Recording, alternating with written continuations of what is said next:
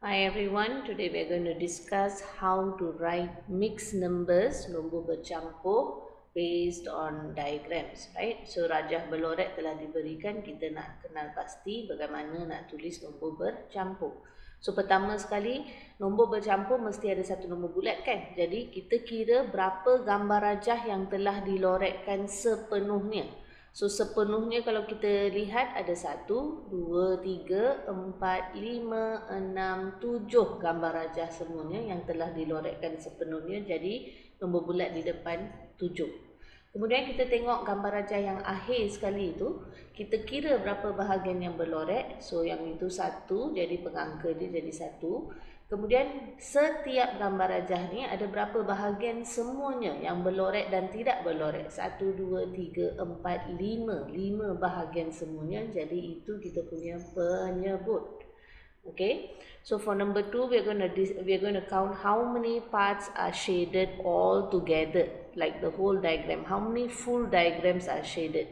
So here we have 1, 2, 3, 4, 5, 6, 7 diagrams that are fully shaded. So there's only 7, a single whole number. Okay. Untuk soalan yang seterusnya, kita lihat berapa gambar rajah yang telah dilorekkan sepenuhnya. Ada 1 sahaja. Jadi kita punya nombor bulat ni 1. Kemudian kita tengok rajah yang kedua, berapa bahagian yang berlorek. Ada 1 bahagian berlorek, pengangka dia 1. Kemudian dalam setiap gambar rajah ada berapa bahagian semuanya. So ada 1, 2, 3, 4, 5, 6 bahagian semuanya. Jadi 6 tu kita punya penyebut. Okay, for question number 4, we count how many diagrams are fully shaded. So there are 1, 2, 3 diagrams fully shaded. So our whole number becomes 3.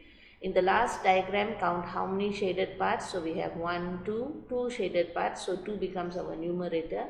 And then for the denominator, we have to count how many parts in total per diagram. So we have 1, 2, 3, 4, 5 parts in each diagram. So 5 is your denominator. Untuk soalan 5, kita kira berapa gambar rajah yang telah dilorekkan sepenuhnya. So ada 1, 2, 3, 4, 5 gambar rajah yang telah dilorekkan sepenuhnya. Jadi kita punya nombor bulat ni 5. Rajah yang terakhir kita lihat berapa bahagian berlorek. 1, 2, jadi pengangka dia 2. Berapa bahagian dalam setiap rajah? Setiap rajah ni ada 1, 2, 3 bahagian semuanya. Jadi 3 ni kita punya penyebut. Alright, and in the last diagram, how many parts are fully shaded? So we have how many diagrams are fully shaded, right? So 1, 2, 3 parts or 3 diagrams that are fully shaded, so that it gives us just a 3. Okay, so I hope this video was useful for you. I'll see you in the next one.